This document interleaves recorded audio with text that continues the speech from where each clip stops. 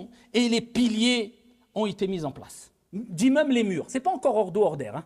Mais en tout cas, le principal, il est là. Ça y est, entre guillemets, après 15 ans, c'est quoi? Tu crois que tu vas commencer à éduquer la personne? Son caractère s'est forgé. Ses principes sont ancrés.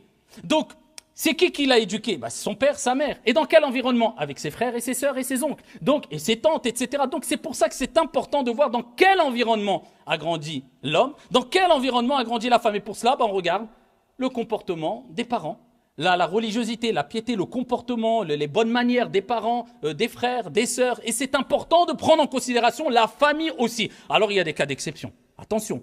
Il y a des personnes qui se sont mariées avec des filles, avec des hommes qui étaient vraiment dans des familles où ils ont vécu des choses même catastrophiques, vraiment très dures à vivre, etc.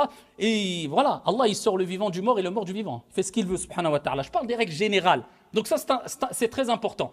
Et quand on parle du comportement de l'homme, eh bien, c'est important parce que c'est sur ça que va être basé surtout le mariage. La religiosité, bien sûr, comme on a dit, mais le comportement aussi. Parce que tu vas être confronté tous les jours à cet homme-là. Et vivre avec une personne, c'est dur. Parce qu'on a tous des défauts. Et au fur et à mesure de la vie, les défauts vont émerger. Et ensuite, les querelles vont commencer. Mais quand il y a le bon comportement, quand il y a la sagesse, quand il y a... Eh bien, on minimise et on évite d'arriver à une situation de non-retour. Et pareil, l'épouse. Le prophète alayhi salatu wa salam a dit « Tunkahul mar'a li arba'. L'épouse, la femme, on se marie avec elle pour 4 choses en général. Limaliha en général.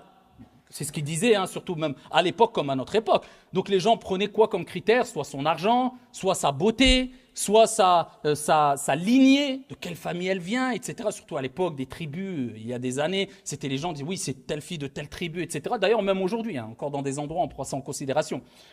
Et ou l'idiniha, ou bien l'idiniha pour sa religion.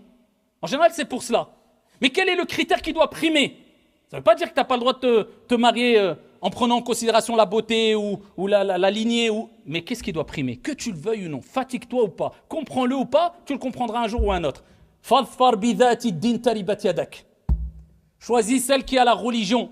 Et il dit une expression qui veut dire que tu seras plongé dans le regret, dans l'amertume si tu ne fais pas ça. Quand on parle de religion, encore une fois, c'est pour être sur la même longueur d'onde, c'est tout à fait normal, et avoir les mêmes principes. Et surtout, on parle de comportement aussi, de sagesse, de douceur, d'empathie, etc., de compassion, de miséricorde, etc., etc.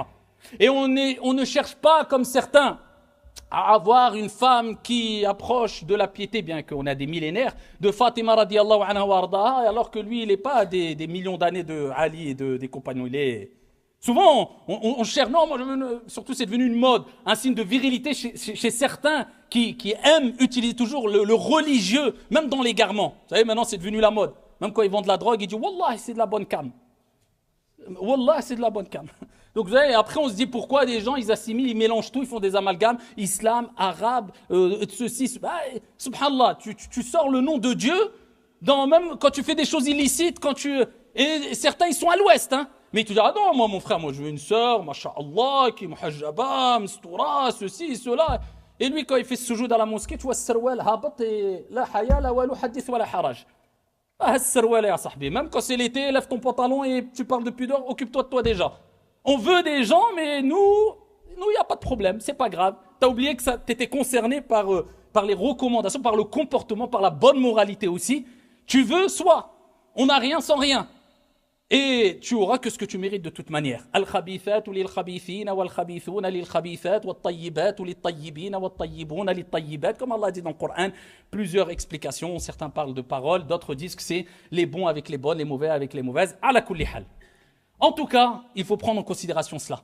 D'accord? Et c'est de faire attention et de rechercher et de rentrer par la porte, pas par la fenêtre, rentrer par des voies licites et pas par des voies TikTok ou Instagram pour trouver sa dulcinée, comme ils disent, ou alors son héros, son cavalier ou je ne sais quoi. Comme on dit souvent, hein, je reprends la parole de je ne sais plus d'où je l'ai entendu, certains se marient sur Instagram, ils divorcent sur TikTok. C'est pas comme ça qu'on va se marier. Même tu vas dire, oui, moi j'ai rencontré maman sur TikTok et j'ai divorcé sur Instagram. C'est comme ça, t'inquiète pas, si tu veux te marier, Allah te facilitera comme le prophète alayhi salatu wassalam a dit. Toute personne qui veut se marier en vue de se préserver, Allah azza wa jal s'est engagé à l'assister. Comme qala alayhi salatu wassalam. Allah il va t'assister. Allah subhanahu wa ta'ala t'assistera incha'Allah ta'ala. Donc il te faut de la maturité. Il faut être un vrai bonhomme comme on a dit et une vraie femme. dans la bienveillance, etc. Pendant le mariage, c'est-à-dire pendant l'aqd, ça y est, tu as fait les choses dans les règles de l'art, etc. Tu ne veux pas rentrer par la fenêtre, par la porte, etc. Là, c'est le jour du mariage.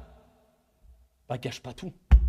Billahi alaykoum, quelqu'un pense réussir à avoir un peu de bénédiction divine, parce qu'il faut comprendre une chose, il faut rechercher la baraka dans toute chose, dans notre argent, dans notre santé, dans nos biens, dans notre mariage, c'est la bénédiction, et la bénédiction elle se trouve auprès d'Allah subhanahu wa ta'ala à travers des causes. Et parmi les causes d'ailleurs, dans le mariage, de la bénédiction, c'est l'aval, on va dire, des parents, c'est-à-dire la bénédiction des parents, rendre ses parents satisfaits, tes parents sont contents que tu te maries avec tel ou tel. Et ça, il faut chercher cette baraka. Aujourd'hui, il y a maintenant des jeunes rebelles. Oh non, tant que mon père, il a dit une excuse ou ma mère, son excuse, elle est pas valable, ça tient pas la route. J'ai été voir Mohamed dans le coin de la rue. Il m'a dit qu'il a étudié un an, je sais pas où. Il m'a dit, t'inquiète pas, c'est plus ton wali, c'est moi ton wali. Et au jour de la résurrection, le père, quand il va venir, il va dire, attends. Moi, je t'ai même pas mis au courant, on m'a fait de l'injustice. Tu vas faire quoi? Et après toute la